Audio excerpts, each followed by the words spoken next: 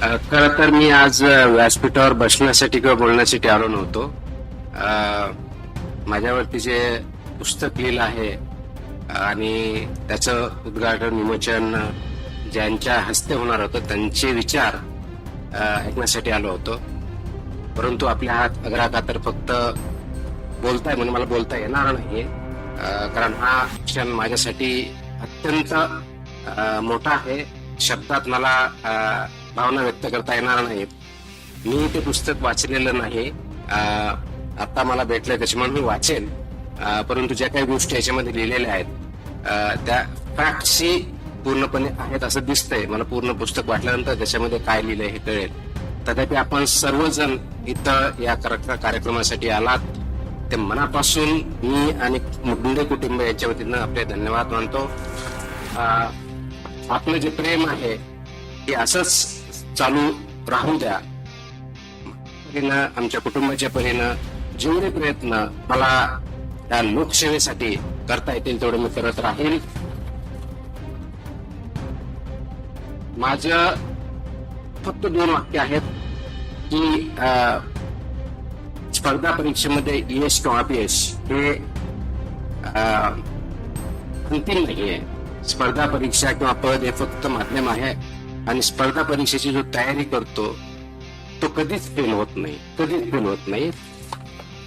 त्याचं कारण असं आहे, स्पर्धा करताना ती दुसऱ्याशी करायची नसते, स्वतःच्या आजची स्पर्धा करून उद्या आपल्यापेक्षा बेटर माणूस बनायचा असं त्यासाठी असते. त्याच्यामुळे आपण त्याच्यातून शिकून एक चांगला माणूस, एक चांगला समाजातला घटक आणि स्वतः कुटुंबाप्रती आणि समाजाप्रती असलेली भावना व्यक्त करण्यासाठी आपण बेटर जर झालं तर समाज उच्च लेवलला जायला जास्त वेळ लागणार नाही. त्यासाठी आपण सर्वांनी प्रयत्न करावेत. स्पर्धा परीक्षेच्या पाठीमाग कारण इथं बरेच यंगस्टर आहेत, मी अनेक वेळेस बोललेलो आहे. बऱ्याच वेळेस आपलं आपण भाषण ऐकतो, इन्स्पिरेशन ऐकतो, असं म्हणत असतो की स्पर्धा परीक्षा द्याव्या, त्याच्यातून यश भेटावं. निश्चित चांगली गोष्ट. स्पर्धा परीक्षा हे चांगलं माध्यम आहे. पब्लिक सर्व्हिस किंवा सिव्हिल सर्व्हिस हे चांगलं माध्यम आहे, परंतु ते एकमेव किंवा द बेस्ट असं काहीही नाहीये. आपण शिक्षक असाल, आपण शेतकरी असाल, आपण उद्योजक असाल, आपण एंटरटेनर किंवा अभिनेता असाल, राजकारणी असाल, कोणत्याही क्षेत्रामध्ये जा, फक्त बेस्ट पॉसिबल काम करा. आणि ज्यावेळेस मी बेस्ट पॉसिबल म्हणतो त्यावेळेस सर्वात महत्वाचा माझ्या दृष्टिकोनातून जर कोणता भाग असेल तर तो नैतिक या दृष्टिकोनातून उत्तम राहील. पण नैतिकता आपल्या वागण्यात आचरणात नसेल तर आपण आतून खोकला असतो, तो आतून खोकला होऊ नका. आणि म्हणूनच समाजाला पुढे जर न्यायचं असेल तर प्रत्येकाने हा जो आतला खोकला आहे तो थांबवला पाहिजे. आणि जे जे समाजामध्ये चांगलं घडतंय त्यासाठी एकत्र येऊन आपण पुढे जाऊया एवढी अपेक्षा करतो. नमस्कार. तर मंडळी, हे आहेत IAS ऑफिसर तुकारामजी मुंडे. IAS अधिकाऱ्यांचं म्हणजेच तुकारामजी मुंडे यांचं हे मन हेलावून टाकणारं भाषण आहे. स्पर्धा परीक्षा म्हणजे फक्त नोकरी नाही, किंवा स्पर्धा परीक्षेत अपयश आलं तर काय. आणि हे 3 मिनिटांचं जे भाषण आहे हे निश्चितच विचार बदलून टाकण्यासाठी मोठं आहे आणि विचार आपले बदलून टाकेलच असं हे भाषण आहे. यश म्हणजे UPSC नाही. प्रत्येक तरुणाने हे भाषण नक्कीच एकदा तरी ऐकलं पाहिजे. स्पर्धा परीक्षा हे काही जीवन नाही आहे. IAS अधिकारी तुकारामजी मुंडे यांचा हा मोठा संदेश या ठिकाणी आपल्याला बघायला मिळतो आहे. स्टेज 1 जी भाषण करणारी व्यक्ती आहे ती आज महाराष्ट्राच्या कानाकोपऱ्यामध्ये असलेल्या प्रत्येक जनामनामध्ये पोहोचलेलं नाव आहे आणि ते नाव म्हणजे तुकाराम मुंडे. पुस्तकाचं विमोचन या ठिकाणी करण्यात आलं आणि त्या ठिकाणी ते बोलत होते. एक भावनिक चेहरा सर्वांच्या समोर होता. सुवर्ण प्रकाश म्हणजेच गोल्डन लाईट सारखा इफेक्ट या ठिकाणी आपल्याला बघायला मिळत होता.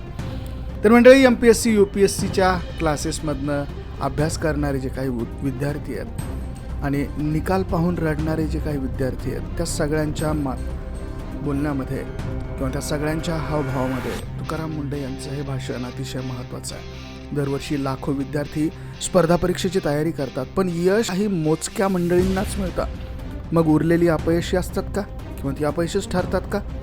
तर तुकाराम मुंडे यांनी या प्रश्नांचं उत्तर दिलं आहे की ज्याने हजारो विद्यार्थ्यांचा विचार हा बदलून टाकण्यासारखा प्रश्न किंवा बदलून टाकण्यासारखा मुद्दा या ठिकाणी उपस्थित केला आहे. तर एका पुस्तक प्रकाशन सोहळ्यामध्ये ते बोलत होते. तर ते भाषण करण्यासाठी नाही तर आपण ऐकण्यासाठी आलो आहे असं त्यांनी सुरुवातीला सांगितलं. पण उपस्थितांच्या आग्रहामुळे त्यांनी ही 3 मिनिटं बोलण्याचा निर्णय घेतला.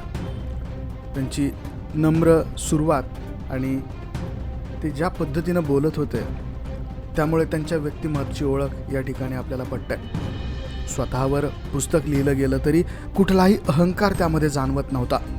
पुस्तक अजून वाचलेलं नाही असं देखील ते म्हणतात. लोकांच्या प्रेमाबद्दल त्यांनी कृतज्ञता व्यक्त केली. लोकसेवा जनसेवा ही सुरू ठेवण्याची प्रतिज्ञा देखील त्यांनी या ठिकाणी घेतले. खरा नेता तोच असतो जो स्वतःची स्तुती न करता लोकांचे आभार मानतो. तर मंडळी, या व्हिडिओमध्ये सगळ्यात प्रभावीपणे काय जाणवतं तर UPSC MPSCची तयारी, ग्रंथालय, अभ्यास, निकाल ह्या सगळ्या गोष्टींच्या माध्यमातून आपल्याला त्यांचं हे मनोगत या ठिकाणी ऐकायला मिळालं. परीक्षा हे माध्यम आहे, ध्येय म्हणजे स्वतःला घडवणं आहे. रोज कालच्यापेक्षा स्वतःला आज नवीन बनवणं, बेटर बनवणं हेच यामागचं आपलं यश आहे. आणि यशाची खरी व्याख्या शिक्षक, शेतकरी, उद्योजक, डॉक्टर, अभिनेता, राजकारणी या सगळ्या गोष्टींमध्ये यश म्हणजे फक्त IAS होणं किंवा IPS होणं इतकंच नाही, तर आपण ज्या क्षेत्रात जातो त्या क्षेत्रात सर्वोत्तम काम करणं असं ते म्हणतात. शिवाय सध्या त्यांच्याबद्दलच्या महत्त्वाच्या गोष्टींवरती मंडळी लक्ष वेधून घेत आहेत, तो म्हणजे भ्रष्टाचार, मदत करणारी माणसं, समाजसेवा, मुलांना शिकवणारा शिक्षक, शेतकरी. आपण बाहेरून कितीही मोठं असलो तरी नैतिकता नसेल तर आपण आतून पोकळ असतो. आतून पोकळ होऊ नका, आतून घट्ट व्हा, आतून स्ट्रॉंग व्हा. तर स्पर्धा परीक्षा ही नोकरी मिळवण्याचा मार्ग असू शकतो, पण स्वतःला घडवण्याचा प्रवास हा त्यापेक्षा देखील जास्त मोठा असतो. हे यावेळेस तुकाराम मुंढे यांच्या माध्यमातून आपल्याला ऐकायला मिळालं. जर हे विचार तुम्हाला प्रेरणादायी वाटत असतील तर हा व्हिडिओ प्रत्येक स्पर्धा परीक्षाची तयारी करणाऱ्या मित्रापर्यंत नक्की पोहोचवा, एवढंच आम्ही या ठिकाणी म्हणू. मंडळी, याबद्दल तुमचं मत काय, तुम्हाला काय वाटतं कमेंटमध्ये नोंद करा. व्हिडिओ आवडला तर शेअर जरूर करा. धन्यवाद.